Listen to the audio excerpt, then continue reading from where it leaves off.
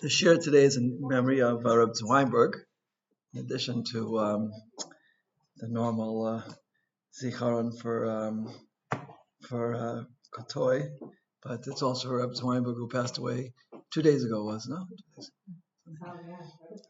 And I was thinking of speaking about another different topic when I started looking at the psukim. It was so matim. I sat with my wife last night. We wrote an article about Rebbetzin Weinberg, and it was quite inspiring for me. So I thought I would share some ideas because they're very apropos to the psukim. Can I just have a copy of the Mishlei? Can you pass that down? Thank you. I have right here. Oh, I didn't see it. Sorry. Okay. In any event, I'm going to go backwards today. We're finishing Perek Yud Gimel, but I'm going to start with Perek Yud Daled Beis and go backwards because that is the order which I think works the best. Okay. And this is really one of my favorite psukim in all of Mishlei. This Perek Yud Daled, Pasuk Beis, and it really speaks so much about Rebbetzin Weinberg, who she was and what she stood for. Yashar, right. Today when came around, he said, the Malvim says that Yashar is greater than Tzaddik. Yes, it's true. I mean, we say it in the davening. Yishrei Leiv Simcha. V'chein tzadikim yu yismechu Yishrei Leiv Simcha. So they say that that's ascending order. Okay. In any way, Holik v'yisharo yirei Hashem v'nolas drachav bozeu. And the diuk here is yisharo. A person, every individual has their own yashros. It's interesting. Some people have their own definition of integrity. It depends. Like I told you, I met somebody in Brooklyn.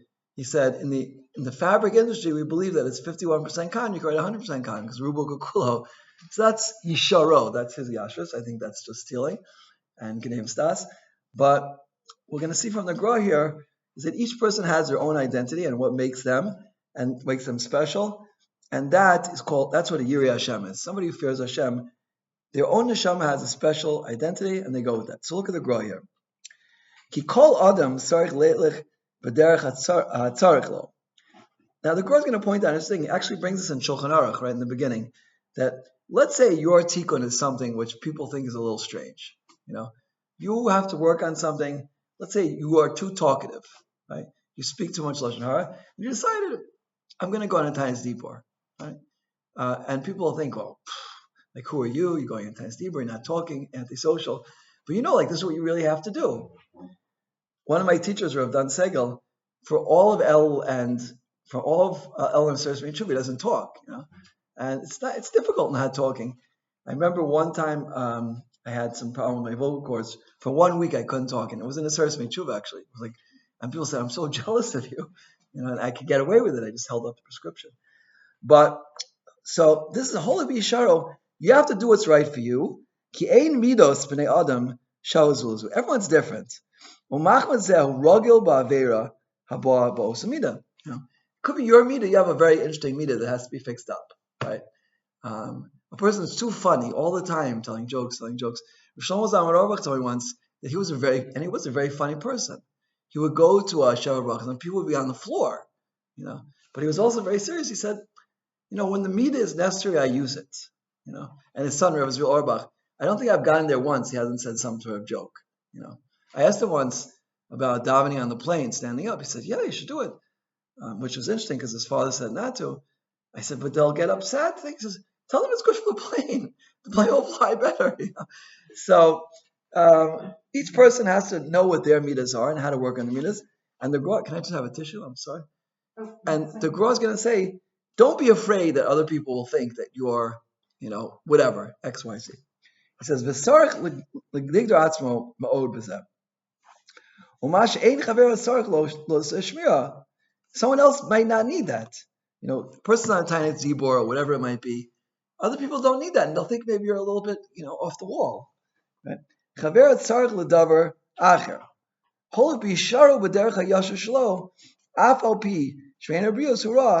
Even though other people think it's bad, right, what you're doing, it's not the right thing to be doing. Hurrah. You don't know me. You don't know what I'm all about, And people might criticize you for that. Va'afal pikein hu holach bishara. Who Yireh Hashem? That's real Yireh Shamayim. Because look, this is what I have to do. This is my avoda. Something with the father-in-law, one of my Timina once said, Rabbi Travis, like a lot of people think you're a very controversial person. I say things because I think they need to be said, and some people think I should keep my mouth shut. But it doesn't bother me because I think certain things have to be said, and I don't really care about anything else. So do I have Yireh Shamayim? I don't know. But the Gra is saying that a person who does the right thing for him, he knows what he has to do and he does it. That's called Yireh Shamayim. Not to be afraid of other people. Right? They say the difference between a Ganav and a Gazlan. The reason why a Ganav pays kefil twice as much and a Gazlan doesn't, because the Gazlan is not afraid of anybody. He's not afraid of a God. He's not afraid of Hashem. But the Ganav is afraid of people. He's just not afraid of Hashem. He steals in the quiet of the night. So you should be afraid. Being afraid of Hashem means you do the right thing even if it's difficult. I'll tell you a good story. My wife and I, this was maybe, I don't know, must have been over 20 years ago. We were like really stressed out. We decided we were going away for Shabbos. A place called the Reich Hotel, Reich Hotel? Yes, It was. Now it's a seminary. I spoke there once. It's a seminary. But, so we went there. They had like a special, really cheap offer because there were no tourists. It was Intifada. We get there, and like there's not one Jewish person there. We're in the dining room with like 100 Germans, and they're eating and thinking, and we're like, oh, my wife was like in a faint. Like we're just sitting here on Shabbos meal with 100 people speaking German around us. And I said, no, this is my proudest moment. I got up with a cup and I said Kiddush like at the top of my lungs. And they all stopped and they were quiet and they looked at me. And then after I finished, they started talking again. But I said, no, Adrabah. I'm going to say Kiddush. And like, it doesn't bother me. Like, so what? So. In the airport, he was traveling for the airport, and he put on his tefillin and put the dark shachris. Somebody came up, because you do it, I can also do it. Right. Yeah, that's very important. You can learn from it. You can see when you do the right things, other people will also do the right things. Right? But also, if you think of it, also, I just was coming up in my head. I don't know if you can see or not, how beautiful Hashem's mitzvahs are. Because really, we're supposed to be careful of Rosh Hara. Right. So what a beautiful world it would be if everyone had the right and kept the Rosh Hara and you wouldn't think bad about the person. Halavai. Okay, so now, says the Gra, the reason that's Yireh Shamayim is because a person knows himself. You know yourself that if you start talking, it's very hard for you not to say Lashon Hara. And the truth is, the Chasim Sofer said, it's a lot easier to fast than to eat L'Shem Shamayim. Right? It's a lot easier not to eat. You just don't eat. But if you have to eat and be very, very careful. Oh, today actually was the yahrzeit of the Noam Elimelech. Noam Elimelech Moshinsk, like one of the holiest Jews who lived for many, many years. And I'll tell you one thing that I learned from him, which changed my life around. He says, what does it mean to eat L'Shem Shamayim? He says, when you eat the food, like here, the food here is very, very good and tasty, right? I'm going to say this for my wife.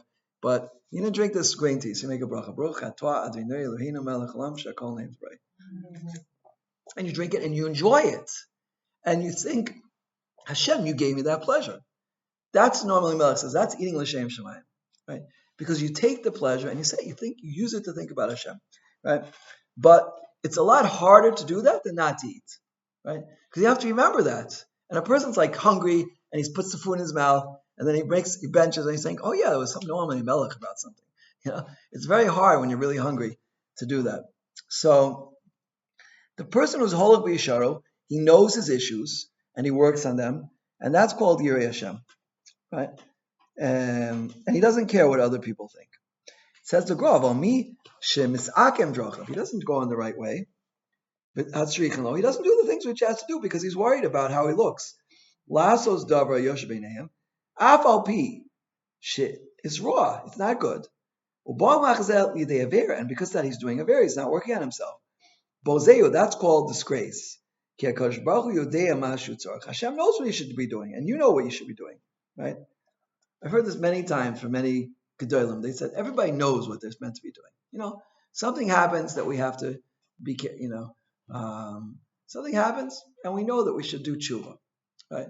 Everybody knows what they have to do, right? As Rav Shapiro once told me, he says, "Lev yadas maras nafsho." We all know what we have to do. We just have to do it. The person who knows what he has to do and he doesn't do it, that's called bozeh darkov. That's called disgracing Hashem's ways. For osa yasher bein ebrius, he does what's good for other people.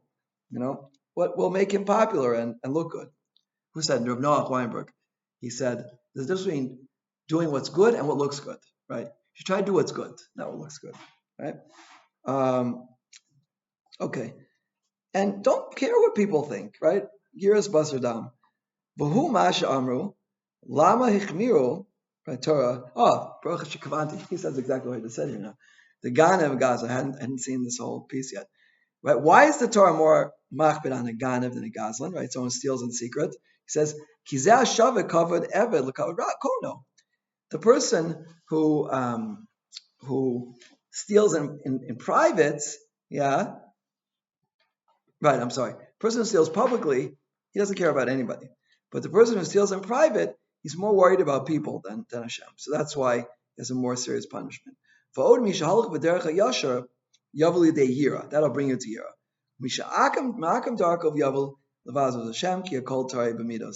Okay, so just to interject for a second here, like I had a small amount of interaction with Rebbetzin Weinberg. I remember when I was in Shidduchim, I got an interview from her. And that was no yeshiva I went to gave me such an interview. Like, if you weren't like completely Shem Shamayim, my wife told me last night there was a guy who came to Rebbetzin Weinberg. Here, I'll read this. What he wrote here. He said, before I dated my husband, I was given a thorough interview to determine if it was fit to marry an Iyak girl. Before I dated my husband, this is my wife talking, I was given an interview to determine if I was fit to marry her. During that interview, he was asked many questions, including why he wanted to get married and why he learned Torah.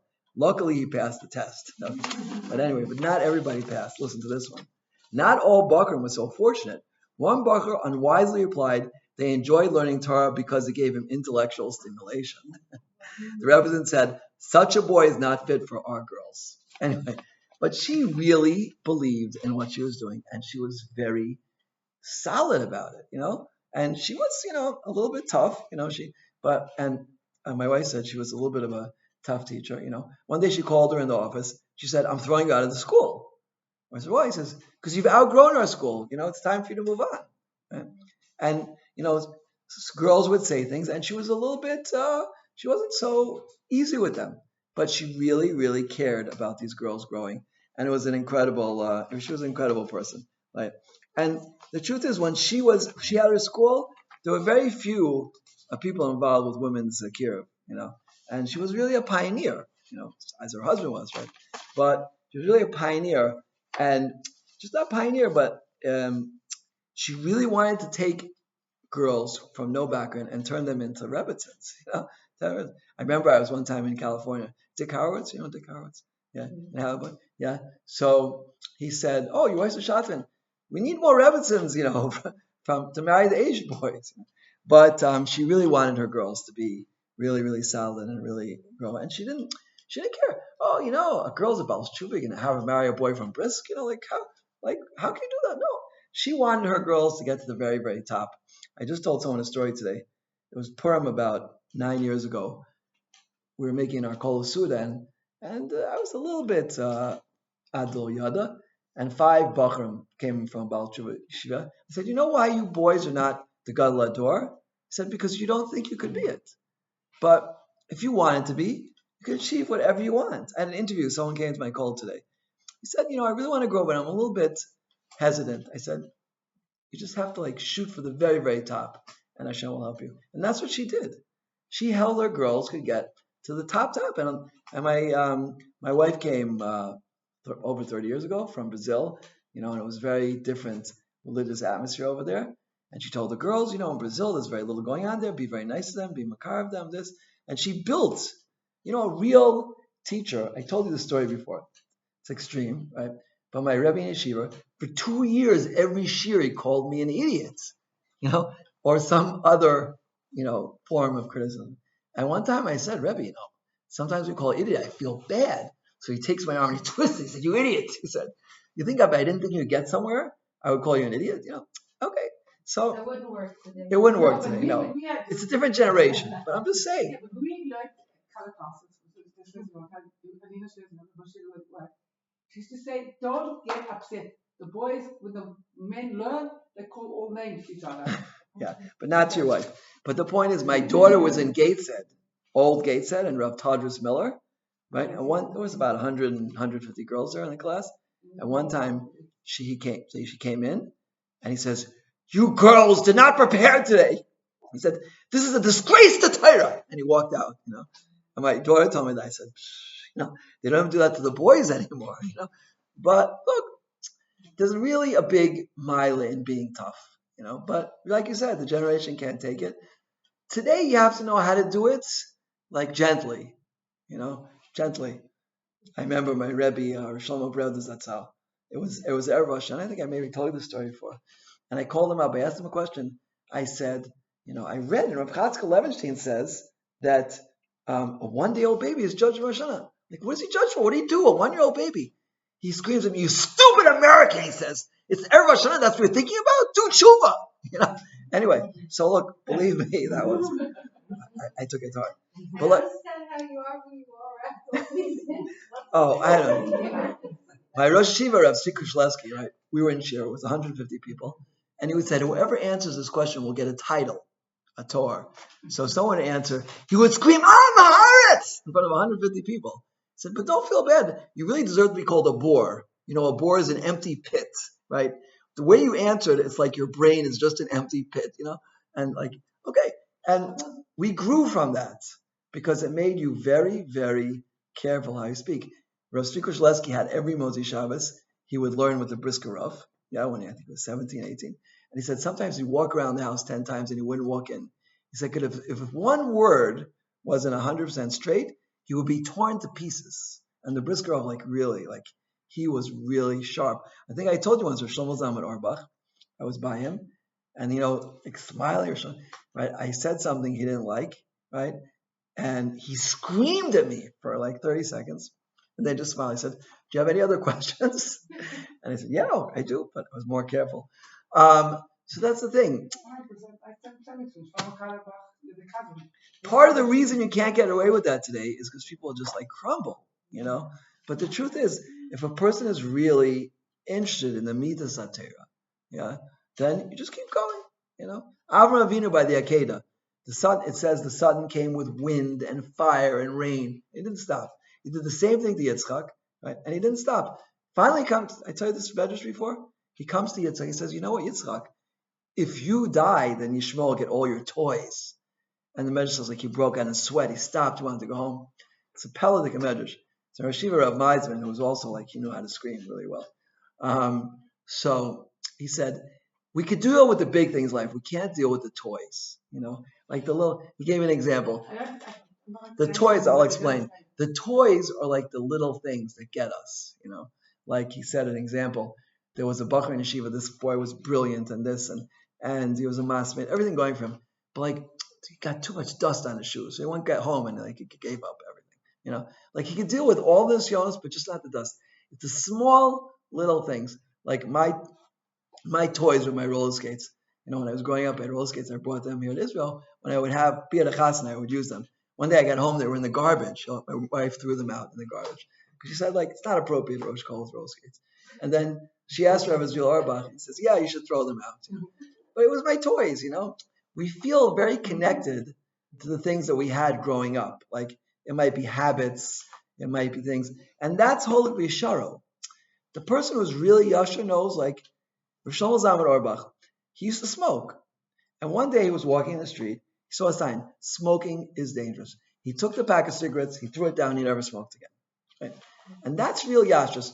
Yashrus means confronting the truth and just nothing else matters. I don't care, not my body, not this, nothing. And that's Rebbetzin Weinberg was like a champion of this.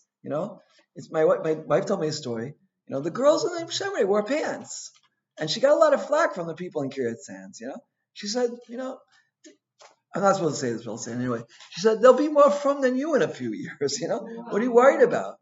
And it was true, I remember once I was speaking to a Rosh Yeshiva in Bnei Brak, Rav Naftali Elzas.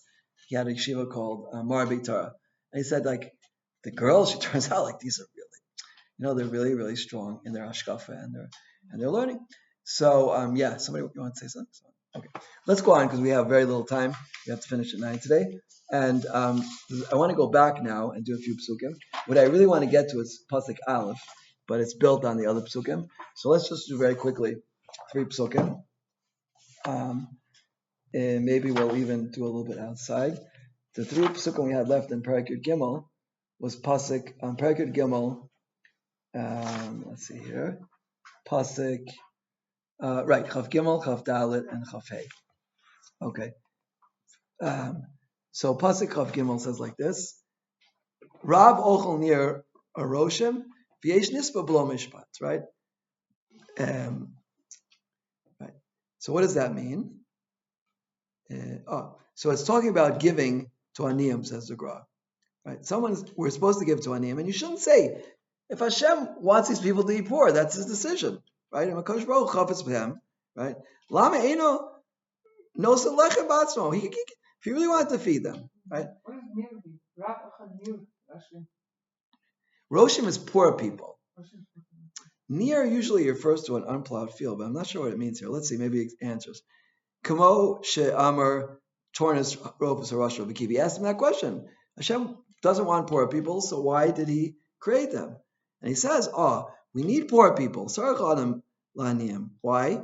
Lefishiim lo ha'aniyim lo chorshim v'osim lo chacheres. It's talking about plowing. The people are very poor. They need to work very hard to earn their parnasa, and that's how the world continues to go on. The plowing of the poor people. Right. That means if the poor people wouldn't have people working so hard, they wouldn't. Yeah, who would work in a field? Who would work in a field if a person was very poor? It's very hard work. This is an incredible Gra saying, right? The poor people shoulder the difficulties of the generation, right? Through their difficulties. V'kol olam nizan b'shvil olam, right? Shenosin haroshim. These poor people, they're carrying we think you're supporting a poor person. No, the poor person is supporting you, right? Because he's keeping the world going. Klomer b'shvil ha'isurim shesov l'maniyim. So that's really incredible thing. V'yesh nispa b'lo mishpat, right? Someone's called up without mishpat. It's usually referring to midas hadin, coming to kill someone. Od yesh tam sheyesh litein laniyim ki machma she'ena nosnin es mishpatam mashet tzarich litein lem. If you don't give them, Hakadosh Baruch Hu kava as kfiyas nafesh. It could be that it's a test for you, right? In fact, I just heard this story today about the Noam Elimelech, right? How were his parents zochet that she could birth them? Because the father was he was a little bit of a wealthy person, and an ani came and he disgraced him, and he screamed it and he yelled at him, and he was just quiet. It turns out it was the Malach HaMavet screaming at him, and because he was quiet, he was eventually zochet to give birth to the to Noam Elimelech, right, and his brother Rav Zusha. In other words, we read now where these people come for because they have trouble. Tell them because they're already serving us, they're really helping us out. Right. See, Rav Sternbach says that over and over again, right? That we think we're helping the Aniyim, but really they're helping us. And the famous Gemara about Rav Akiva's daughter, right? The what's it called? Astrologer said she was going to die on the day of her wedding, and she had a brooch. She stuck it in the wall, and there was a boa constrictor snake there. And they asked, what special zchus did you have during the wedding? And Ani came, and nobody paid attention. It was her wedding. Can you imagine someone's own wedding? You're so caught up. I was zochet to be at the Kotoy wedding. There was a lot happening there. And all the people that I know from Machan Shlomo, I got to be acquainted with them. So, and the last thing you would think, someone comes up to the Kala. The Kala is going to spot a poor person, standing there. So it's an incredible thing from Rabbi Kiva's daughter, and she did it, and her life was saved, right? So this is what the Gra is saying, that it could cause your life to be saved. A person should never, should be careful. It's hard. I tell you, I go to the coastal sometimes, and you don't know if everybody there is sincere, but my neighbor, Rav Chaim Rotman, who was one killed in the Har Nof massacre, she said he always used to give everybody. And he always used to give everyone, because you never know. Maybe somebody's really ani, and if you don't give them, right, it's you give a small amount, right? 50 agro to shekel. I realized that there was a psak from one of the Gedolim that you don't have to give people because maybe they people collecting, they can make a lot of money collecting, right? But I realized I'm becoming a stingy person, right? It's worth spending 5 shekels a day, 10 shekels a day, just not to become stingy. So that's the Yesod HaDvarim. Anyway, so that's that. Now, getting back to what we were saying before about discipline and how teaching is really meant to be. And Rebbetzin Weinberg was like the last of the old school. Maybe Old Gate said probably they're not doing that anymore. But this is one of the most famous. We're talking about the next pasuk about educating children, right? And again, right, it's not halach l'maisa today. It's so famous that it even made it to the secular world. Choshech shifto sone beno. What do they? Spare the rod, spoil the child, right? And my father was go up in England, and he was hit. Even in Yerushalayim till today, they hit the kids. All the gedolim say it's a big mistake. You can't be mechanech that way today. And a lot of these kids go off the derech afterwards. Kach kibaldi from all the gedolei ador today. But it means today there has to be some sort of discipline. You can't just give up, right? That kids have to know like there's some bottom line. There has to be some level of responsibility. It could be ba'ava, but they have to know like there's some like mascared of responsibility. So that's the grow like this. I'll say, if you really love someone, you'll give them musar. So this is also one of the most amazing grows. Misha monea shifto. He doesn't hit his kids, right? The stick to hit him with. Haroi la'akosav v'shevet, if he really deserves it. Umechaper alav, and he just covers it up. Ve'enim yasos v'shifto. Who sone beno, he thinks he loves his son. You hate him. Kilasof yotzlatar v'sra. He's going to go off, right? You have the ability to get rid of some bad midah. Today you hear your kids, by the way, they'll call the police. I know parents. The Proverbs says that today it's Shevet Musar. Exactly. No, I'm just saying, for sure that's true, but I'm saying even practically speaking, if you hit your kids, they'll call the police. It's because it's illegal to hit your kids. Right. It's boundaries. Yeah, boundaries like, Sometimes it would be better to give it carry, but not allowed to. Yeah, look, you have to. The Gra, by the way, Rav Shimshon Pincus told me, right? I told you this story before. I was at his house and the clock was broken. And he said, you know why the clock is broken? Last 2 Shabbosim ago, my son took a plate of food and threw it at the clock and broke it. Right? And he said, you know what I did? I said, no. He said, nothing. I don't punish for anything except for lying. Right? And there's a Kabbalah like that from the Gra, right? But, and Rav Shimshon Pincus, he was like, Malei Ava, by his house on Shabbos, was just like flowing with good things and love and treats. And that's really the way to do it. It has to be overflowing with love, but there has to be like some boundaries. I remember once in my kollel, I had a Avreich, and he was working on his self-esteem. So he decided he was going to work on me, right? He was going to like scream at me, right? I said, look, if it helps you, it's right. And one time I said, you went overboard today. He said, you're right. Right. So that was good. He was in control, as long as it's being controlled. But sometimes if people are like, if a kid goes too far, you have to tell them, listen, this is just too far. It's not appropriate. It's not appropriate. So that's really today's thing. But the Gra saying here is that if you don't do that, if you don't catch that like bad thing that's going on, so in 20 years from now, it's going to be very, very bad. Trauma, and they say that somebody writing up, the previous generation was strict, and our generation, so there was 2 different ones. Older one and the younger one, we had no boundaries, and it was bad for us. No, you need something in the middle. Or maybe more towards. Who is it? Rav Simcha. No. Rav Orlowek writes from Rav Simcha Basman, right? It says, right, for every one, it's a makar b'yamin v'doch small, right? For every doch of a small, you need 9 karvei b'yamin. Okay, so now he says like this: Aval misha oyev es beno, if you really love your child, lo shemiyaser also ala roilo ala shachro musar. You're looking for musar. Shadur shalav pein ase nidnon kal umiyaser loves it. Okay, so now he brings a famous mashal, right, from the Sefer Akeda. He says like this: Mashal isha shrei mar. She's looking in the mirror. She mitkashetas. She's getting dressed. She's getting ready for a chasna. Or mechetzes tino v'seah. B'mara hayosi yafe. She uses the best mirror. Why? It's even a tiny, tiny drop, like one tiny black spot on her face she wants to see. Why? Shiroi lahaser as kitma adakamod. She wants to be completely beautiful. So even the tiniest, tiny spot, she'll take over her face. Kadeshi niras yosiyafe. Right? It's the same thing with your child or your students or your friends.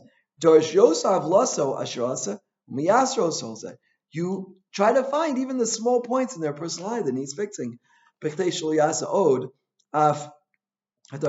the smallest thing.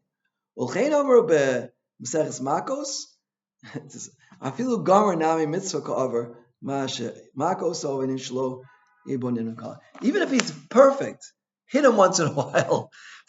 Again, it's not a lach l'maisa. But I tell you, I heard from Noah Weinberg a beautiful idea. He said, a kid crosses the street, almost get hit by a car. Right? He just runs into the Kvishka. And people run after and scream. They'll run a block, 2 blocks, 3 blocks. Who's going to be running after him a mile? It's the parents. Because the parent really cares. He doesn't want him to die. And for such a thing, if he puts his life in danger, he'll really, he really give it to it. It's really today to be a parent is like such an art, in our generation. Like you have to be so smart. You have to like know how to talk to your kids, but like at the same time, I just tell you one thing that I heard, an incredible thing from Dina Gladstein. Right, we have the same name, Dina Yaakov Gladstein and I. So for Yedidim, and he brings, I forget which sefer it was from. It was from the early Achronim on the Chumash. He says, and he says his grandmother used to tell as well. He says, if today the Asar Sadiras it wouldn't say kibbut av aim, it would say respect your children. Right? He brings this from the Gedoli, right? You have the treat.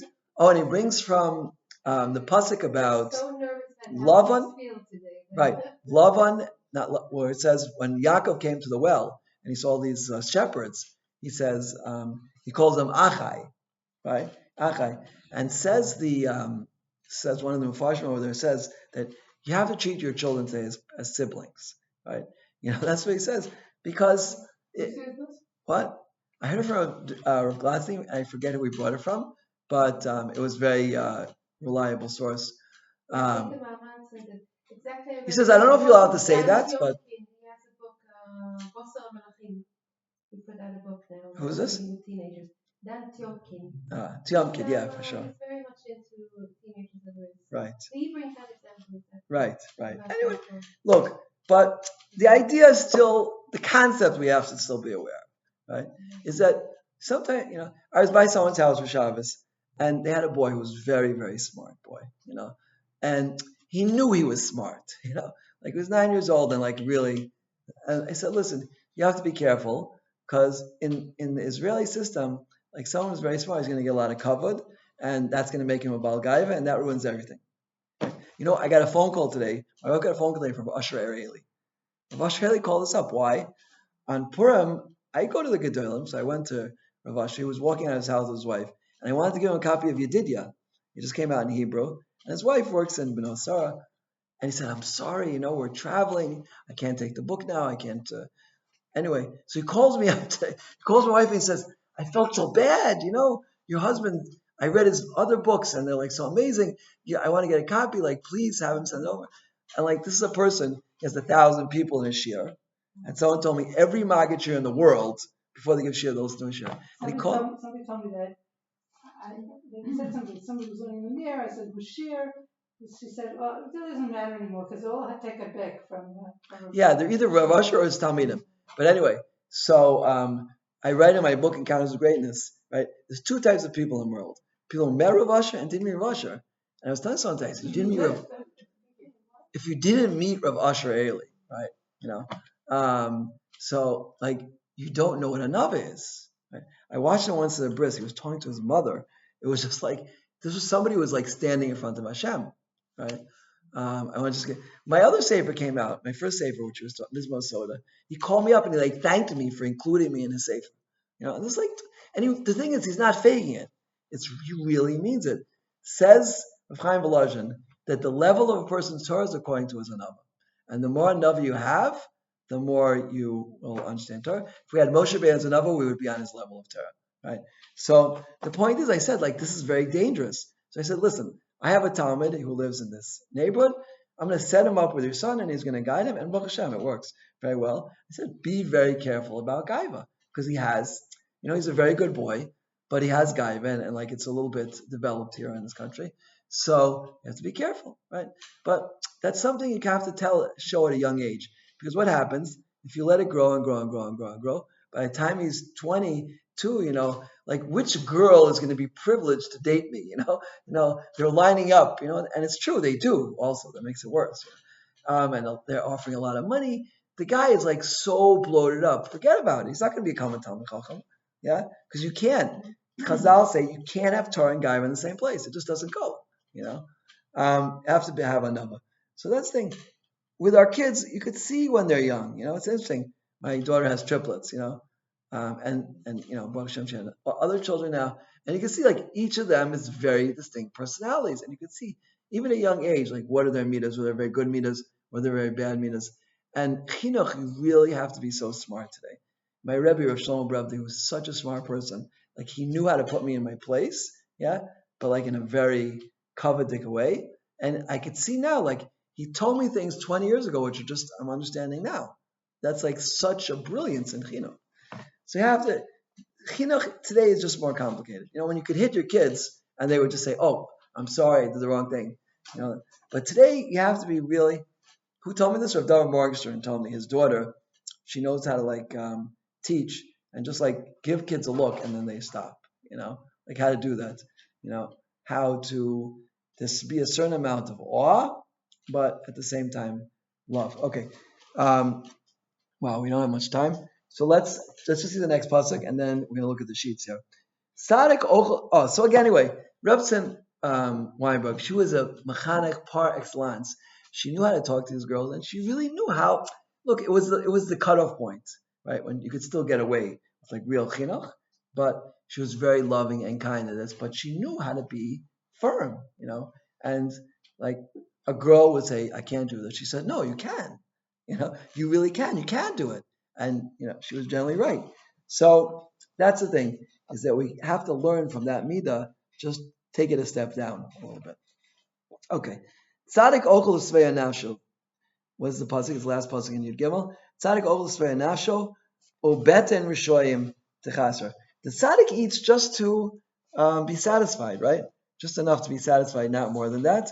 But the stomach of the Rasha is going to explode because oh no, it's 9 o'clock. Okay, we're going to skip this pasuk because I just another 3 minutes we have. Just look at these sheets, right? Because the first pasuk in pasuk Yudalid is like this: Chochmas nashim ban sabayis vivelis biyada terasena.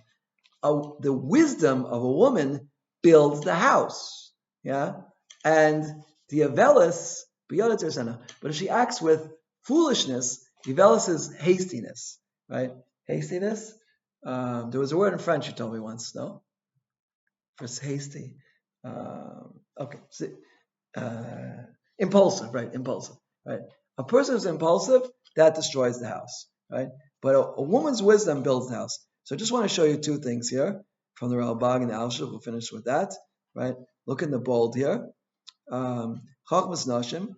V'ze'ara gam kein leisha chachma hamisharsis haseichel b'chachma b'mucheshes livnos beiso b'yunam ki hu ozer ma'od l'bnei habayis.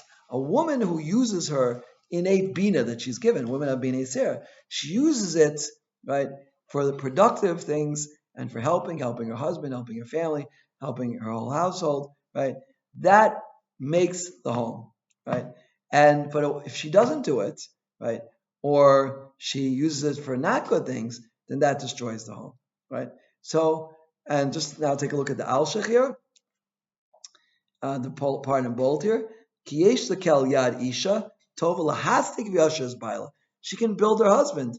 Gami rasha v'hepek ba'afecha v'zeh yamar chachmas bansa baisa. The wisdom of a woman builds the home. My wife told me, Rav Noach Weinberg, how did he become Rav Noach Weinberg? He spent 1 year in Netivot, like just by himself, and he would go and he would just learn, When I heard that when he was in the mirror, he was one of the biggest masmidim in the mirror. He would learn, he used to sleep 3 hours a day, not together, like 7 hours and sleep and 7 hours sleep, but 1 hour, right? Like the Vilna Gaon, right? But how do you have a husband like Reb Noach Weinberg, right? Without a wife like Rebbetzin Weinberg, you a husband. Someone once asked Rebbetzin Kushalevsky, that's how Reb Tzvi's first wife. She said, "How do you marry a Rosh Yeshiva?" He says, "You don't marry a Rosh Yeshiva, you build a Rosh Yeshiva, right?" A woman, and she didn't want her husband to open up the yeshiva, right? She didn't want. She felt it would take away from his learning. She knew how to do Gorla Gra. She's the daughter of a Gurwitz, yeah. She knew how to do Gorla Gra, and it came up like a very clear pasuk, right? That he should start the yeshiva, right? And she built it, like the whole yeshiva ran for many, many years based on her, right? And of course, if you have someone as great as Rav Noach, you look at the signs all around. He was the pillar of Kiruv in this generation. He changed the whole world around. Without a wife like Rebbetzin Weinberg, it never would happen. So I think we could all take chizuk from her. And this pasuk is like, maybe we'll come back to it, Bezrat Hashem, after Pesach, because I'm going to California next week. But this about Chachmas Nafshim, Bansa Besa, right? A wise wife, she can do incredible things for home. And really, she's the pillar of the house, and she's what really makes the house successful. And Bezrat Hashem, everyone should be zoche to fulfill this, and we should all be zoche to emulate the exalted ways of Rebbetzin Weinberg. Amen. Kain Tir Ratzon.